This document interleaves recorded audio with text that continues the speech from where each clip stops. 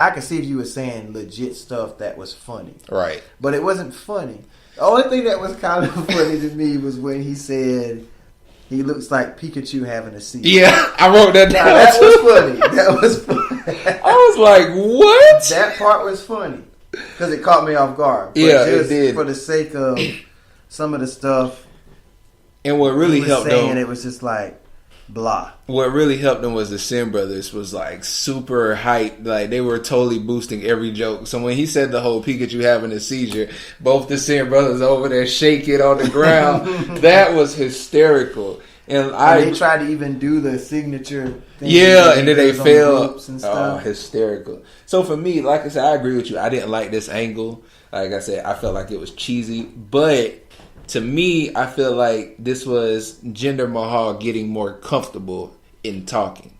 Like I still don't think his mic skills are great because I didn't like the angle, but I guess I understood it. Him trying to be this royalty, disrespecting somebody else because he's this power or whatever. But I like the fact that, he's getting more comfortable trying to talk on the mic because before it was just Sin Brothers kind of hyping him up. He sits there, says, "You guys hate me. Now let me talk to my country." So I'm not even going to try it. So for me, Jinder Mahal just keeps growing on me. I'm sorry, man.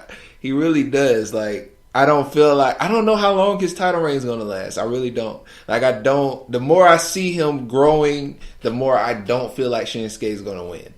And I want him to because I really like Shinsuke. I like everything about him right now. Even though, like I say, he's somebody that has to work on his own mic skills.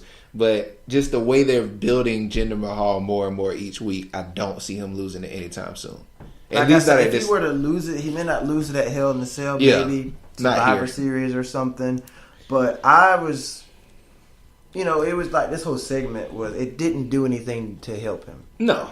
It didn't hurt him, but it didn't help him either. Yeah. So it was just kind of like stagnant. It was just it just offset. Yeah. It was just like, whatever. They could have kept this off the show. Yeah, definitely. I mean, and then you have your biggest SmackDown Sin City with no Nakamura. So yeah, it would have made sense maybe too. If Nakamura would have come out, or maybe his music came on and they're anticipating him coming out because the stadium gets dark. Right. He should have came in behind and attacked them or something like that, you know. But nothing really came up. There was maybe because there was no response for Nakamura's side of things, it just kind of left it like, why did we do this? But he said some funny stuff with the Pikachu thing. And then he went into saying like, you don't want to be in this position, Nakamura, because they're going to hate you. They hate you for the color of your skin. They hate you for, where you're from. They're going to chant USA and stuff like that. But Nakamura is an over foreigner. So, he really is. Yeah, so they're not going to hate him. Yeah.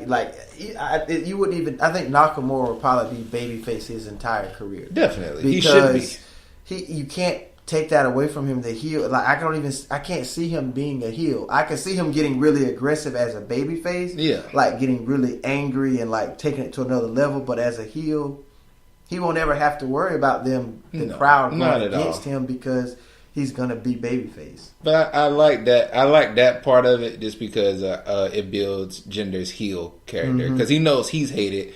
So he's trying to use it to manipulate, saying, "Oh, they'll just hate you too because you're not American." Which I feel like sometimes this show really takes a shot at our own arrogance, like us being, United States and stuff. So I like that part, because we really are dickish towards foreigner people in general. We are. So for them to kind of take them little subliminal messages, I like it, and it's funny because we really shoot ourselves in the foot because the fans build right off of it. So it's like they're just going to shout USA. They kept doing You're adding on to his purpose. So I mean, it's funny to me. So like I said, he's growing on me. He's growing, but I'm not big on Jinder Mahal. I do like his theme music. Yeah, I love it. But other than that, I'm gonna have to get that ringtone. Yeah, that theme music is fire, man. But I don't have anything else to say about this because it really didn't do anything for me. Gotcha. The next we had was the tag title match, which they called it the Sin City Street Fight between the New Day, which the members that fought was Kofi Kingston and Big E, which they announced by Corey Graves that they left Xavier Woods in the back to show that they can do it on their own. But I think it attested to the fact that Xavier Woods was still kind of injured. Mm-hmm. And so, but it's the New Day against the Usos, Jimmy and Jay Usos, in the Sin City Street Fight. Now, how did you feel about this match? It was actually a good fight. Now, one of my favorite hardcore weapons is the kendo stick. Yeah. I love the way it impacts off the sound of it when it hits a person. So I did like the fact they brought that into it. The tables as well. It did get kind of extreme a little bit out there, and it took this rivalry to another level. Yeah. But what got me was like, okay, Usos, y'all picked this stipulation to give you the advantage, and it still didn't work for you. Right. The tag titles just it's like hot potato right now. It keeps flip-flopping, and it's not making it relevant for me at this point. But overall, the match was good. They had some good spots in there. But right now, this makes New Day, 4-time champs. So I think they've been a 2-time Raw tag champions, and then they've been a 2-time Smackdown tag champions. So they've done it on both brands, so to speak. Yeah, I also like this match too, man. Like I said, I like the use of the kendo stick, especially when Kofi Kingston wore it out on the Usos' back, the using the chair, steel steps, and then the table kind of towards the end of it, in which the New Day did win. And it also made Big E look really strong at the end. Like, Big E kind of pushed himself back to the heavyweight kind of, even lately with him being in the New Day, even though he's the biggest one, he kind of still felt smaller, just how he reacted or how he acted towards stuff. But his aggressiveness in this match made me like, okay, this is the muscle. Like, he really started flexing himself in this match. So I really like that about it. Like you said, it really is just New Day and Uso tag match, back and forth. I wish that they had really some other competitors, like maybe bring in, who was it that the Hype Bros, maybe. I mean, just to see something different for the title. Or even get the fashion files. Brizongo. Yeah, get them back in there. Something just to give us something different. But I guess I understand why, because the best tag matches I've seen on SmackDown is between the New Day and the Usos. Like, they really put on a great performance when they fight together. So I like it, but now I just want to see somebody else win. Like, it's not even about the fact that they have great matches. I just want to see somebody else come up for it. They made Shelton Benjamin and Chad Gable a tag team, which I don't really like. So I would just want to see something different. But for the match itself, I do like it. It was a good match, and then with 3 title matches on one show, one of those matches had to see. A title change. So I guess that was the one they chose. But it's just been hot potato with me for the tag team championships. I mean, the Usos, I like, what they're doing, and the New Day is really the only relevant team that people would really care to see them feud with. So it was still a good match, though. But I want to know, is this the end, or do they still go at it again? Are we going to see another? They have to. I mean, because what else is the Usos going to do? Like, True. So I mean, that's probably going to be what we'll see, a long line of matches between these two teams until they start to. Maybe Hell in a Cell could be the end of it, and then they just move it to something else afterward. You know what? Now that I said it, I feel like they would end it at Survivor Series.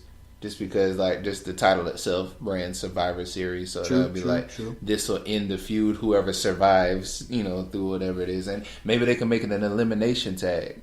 Could be something different, like maybe a different type of stipulation or something. Right. So then after that, the titles did change hands with the tag team titles, and we also had women's titles match with the SmackDown Live Women's Championship. We got Natalya, the current champion, versus Naomi, the 2-time SmackDown Women's Champion. We did know Ellsworth and Carmella was ringside for commentary for the match. It was actually a pretty decent match. It wasn't a long match.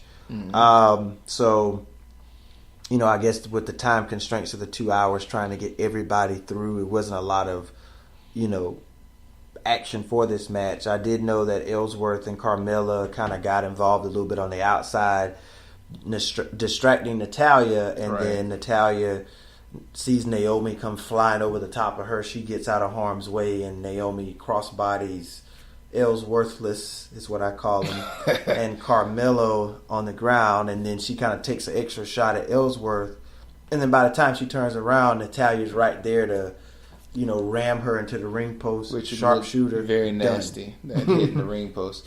And you know what? By her winning that via the sharpshooter, it seems like WWE, at least on SmackDown, is trying to put over submissions again. Like, it seems that way because the Cab Crusher, right? The sharpshooter won. That's how he retained his title, and then that's how Natalya. So I guess that's good. And then Natalya itself is going to be a good submission, a submission artist, because the Heart, the move from there, that's in her family line, and then AJ Styles is bringing more relevancy to the Cab Crusher. So I guess they're really trying to just put more emphasis on submissions again. Mm-hmm. Because usually, whenever you do a submission, somebody's going to power towards the ropes. Mm-hmm. Like, that's just pretty much going to happen.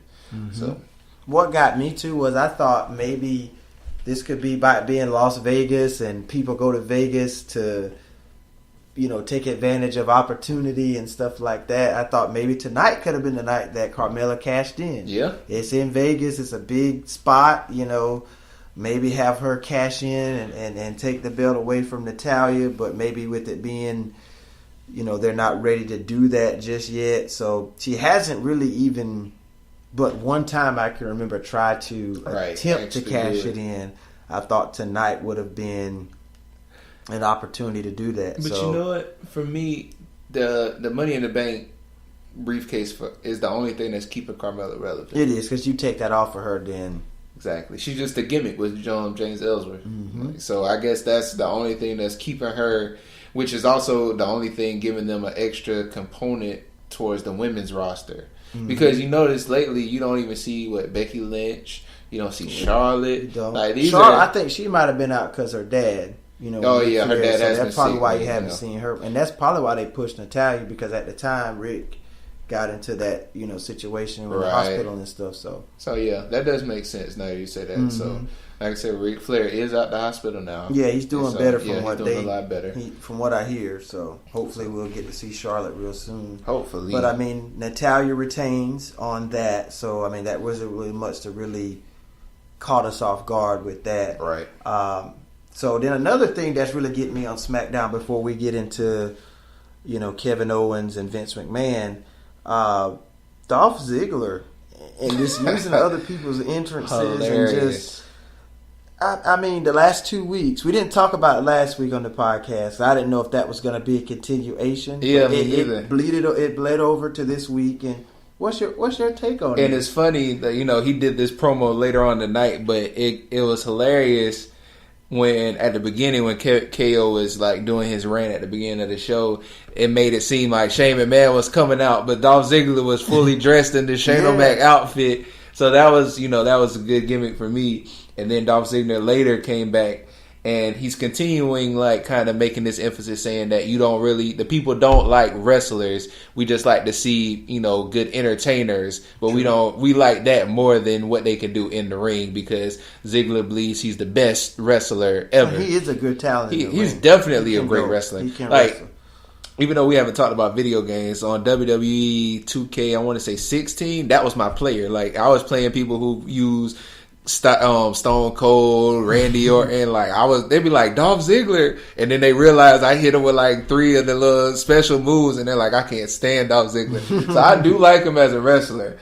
And so it was funny because he did the Bayley intro, which I felt like, for me, I like Bayley as a wrestler, even though you might feel a little different. I like Bayley's personality, but as a wrestler, it's just, I need her to find that inner mean streak in her. No, man, she has to stay innocent. Perfect opportunity for her to have brought out that mean streak was when she was feuding with Alexa Bliss at Extreme Rules. Yeah, I didn't like that. She was scared to use the kendo stick. I didn't like how they did that. You know how, she didn't hesitate to hit you with the kendo stick. So, why not, release some anger? Yeah, I admit to that now. As much as I like Bayley as being a good girl babyface, I didn't like how they made her just seem to the point that she couldn't do harm to her, even though she's a wrestler. So I didn't like that. She does need to be more aggressive, but I still want her to be innocent. I like her the whole happiness and the hugs and all this other stuff going on. Yeah. But I was just like, Dolph, like, you had to pick on Bayley, though. Yeah. Like, but he did say something that made a lot of sense.